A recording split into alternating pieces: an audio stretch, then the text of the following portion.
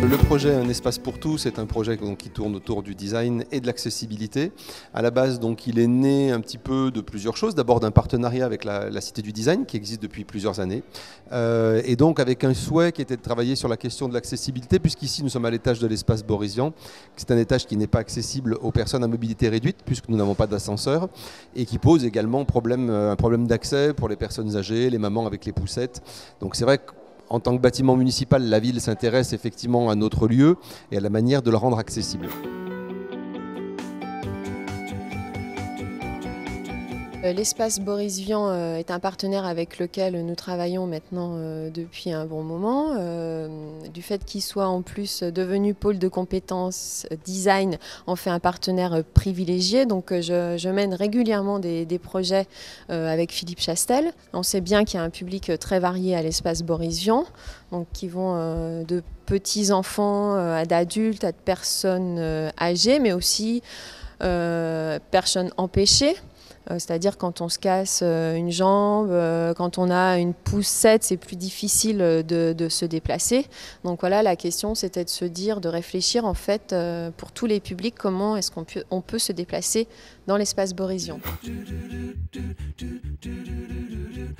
Mon rôle a été d'intervenir auprès des publics de l'espace Borisvian, donc à la fois dans le centre de loisirs, des publics adultes et aussi des personnes du quartier, donc qui ne fréquentent pas nécessairement l'espace Borisvian. Donc on était comme ça à différentes échelles.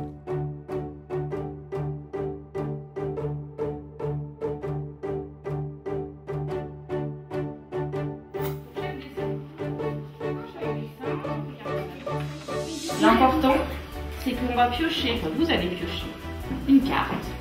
Donc dans le cadre du projet Un espace pour tous, j'ai travaillé avec le centre de loisirs, donc avec des enfants de 3 à 12 ans, et donc qui étaient séparés en 2 grandes tranches d'âge, les 3-6 et les 6-12. Donc on a travaillé sur vraiment deux facettes différentes de l'accessibilité. Avec les plus grands, avec les 6-12, j'ai davantage travaillé sur l'aménagement, donc sur des problématiques d'usage qui sont plus, je pense, plus accessibles à des enfants un peu plus âgés. Et avec les petits, on a travaillé sur la signalétique. Donc on a travaillé vraiment sur la question du repérage dans l'espace. Alors on en met un haut. Donc en fait, moi j'avais construit des outils qui leur permettaient de dessiner des personnages et de leur associer un accessoire. Alors ces accessoires, justement, ils spécifiaient en fait un type de handicap. Elle, c'est les et lui, c'est les. Donc on a travaillé sur des activités qu'on fait dans chaque espace, donc manger, lire, jouer. Et à partir de ces activités, ils devaient dessiner un signe. On a dessiné en fait des objets qui pouvaient nous évoquer le jeu, par exemple. Donc on a dessiné des grands Lego, on a dessiné des grandes assiettes, des grandes fourchettes pour l'activité du repas. Et à partir de tout ça, donc de ces formes, de ces couleurs, de ces textures, j'ai conçu un jeu qui était un peu l'aboutissement de tous nos ateliers, qui était le Petit Poussé, où ils devaient réutiliser tout ce qu'on avait fait avant. Donc le principe du jeu du Petit Poussé, c'était qu'il devait, à partir d'un personnage et d'un lieu, permettre à ce personnage qui était perdu de retrouver le lieu dans lequel il voulait aller. Et donc semer des indices, comme les cailloux du Petit Poussé, pour lui permettre de retrouver son chemin. Ils sont perdus dans le centre et ils veulent trouver la salle des ciseaux. Mais toi, tu as des indices à te donner.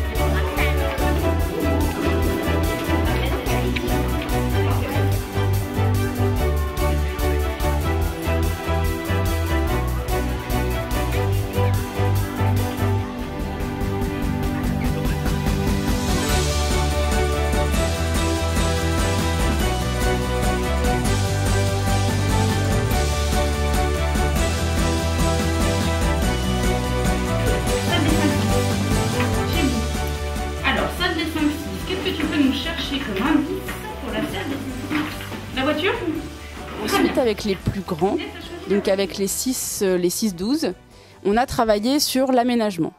Donc là, on est aussi parti du parcours. Donc on s'est baladé dans l'espace Boris Vian.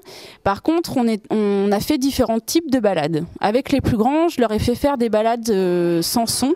Donc c'est-à-dire avec des bouchons dans les oreilles et des bonnets, pour qu'ils voient que chaque sens nous permet de nous déplacer et de nous repérer de manière très très différente.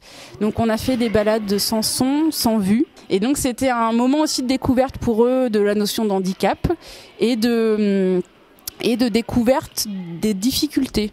Et ce qui était intéressant, c'est que tout de suite, on a essayé de penser à comment est-ce qu'on peut pallier à ces difficultés. Et justement, quand on ne voit pas, qu'est-ce qui nous sert pour nous repérer dans l'espace.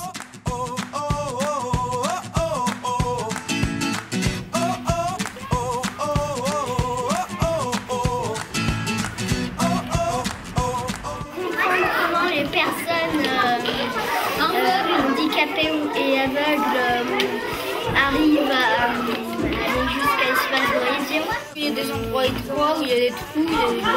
Ouais, il y a des trous. Donc l'étape de l'aménagement, on l'a fait sous la forme de la maquette. Et donc la première étape, ça a été de construire la maquette du centre.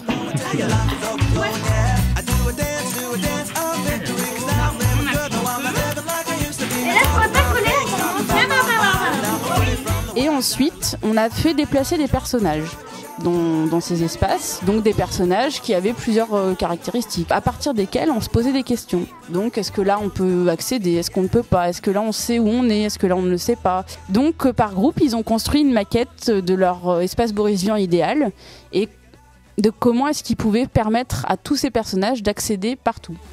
On a essayé de créer une maquette du nouveau centre avec une rampe pour les handicapés, plus de couleurs et plus de changements pour les gens, que ce soit plus simple.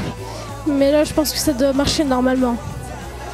Moi, j'ai pensé à une rampe électrique, mais ça coûte un petit peu trop cher. Donc sur ces ateliers, on a travaillé d'une autre manière. Donc là, on a travaillé dans l'optique d'un événement qui allait se produire pendant le temps de la Biennale, qui était un événement qu'on a appelé « Promenons-nous à l'espace Boris Vian », donc qui consistait à organiser un jeu de rôle qui mettrait en situation des publics de la Biennale, des publics de l'espace Boris Vian, n'importe qui en fait qui voudrait participer, et se mettre dans la situation d'une personne en état de handicap et de pratiquer un parcours autour de l'espace Boris Vian et à l'intérieur. Donc en fait, avec ce groupe-là, on a également parcouru l'espace Boris Vian et ses alentours, mais d'une manière beaucoup plus analytique en fait. Je les ai vraiment mis dans la situation d'un designer qui doit d'abord observer des usages pour en tirer un cahier des charges, des problématiques à résoudre. Même sur la plage Chavanel, là on est vraiment dans du piéton, il n'y a aucune indication non plus.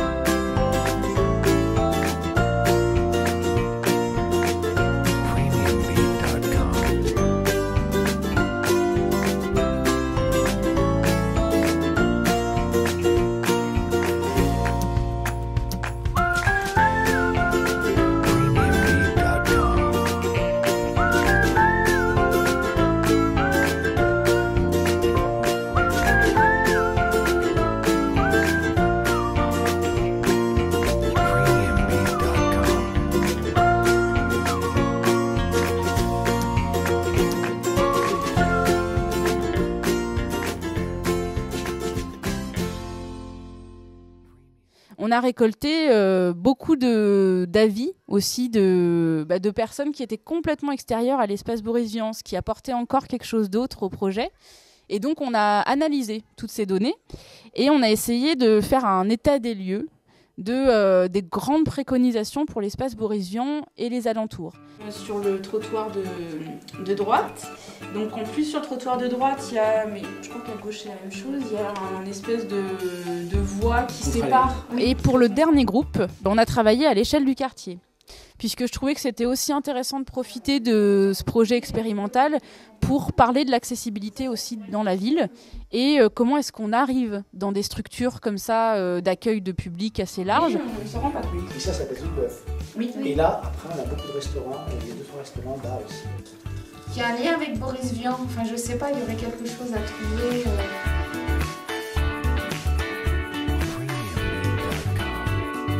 La DRAC m'a contacté en fait en amont de sa visite pour savoir quel projet je menais avec, sur l'éducation artistique et culturelle.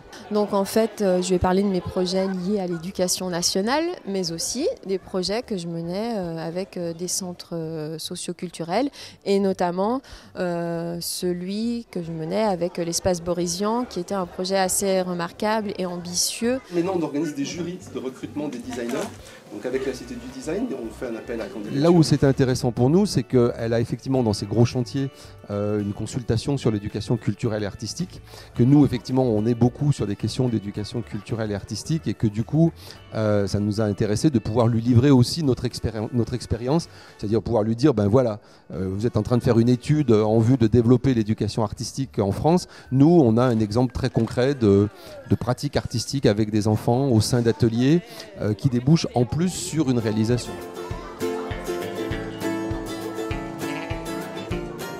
Le design a toute sa place en matière d'éducation artistique et culturelle. C'est Saint-Étienne qui est l'ambassadrice en quelque sorte du design en France et donc c'est formidable qu'il y ait pour les enfants une sensibilisation au design et une pratique du design, une rencontre avec des designers aussi. C'est exactement le type de projet que je souhaite encourager et généraliser partout.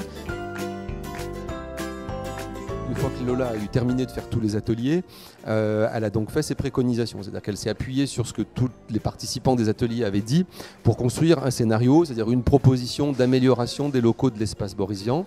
C'est un projet qu'elle a présenté aux financeurs, aux partenaires, mais également aux participants des ateliers. Et aujourd'hui, on a un projet qui est en cours de chiffrage à la ville de Saint-Étienne et qui va effectivement se mettre en place dans la réalisation des travaux sur 2013, 2014 et 2015.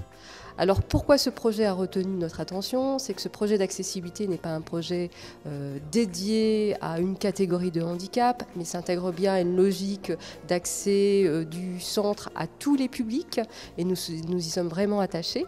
Par ailleurs, il repose sur une démarche tout à fait innovante et intéressante qui associe accessibilité et design avec un autre axe très innovant qui est une démarche tout à fait participative.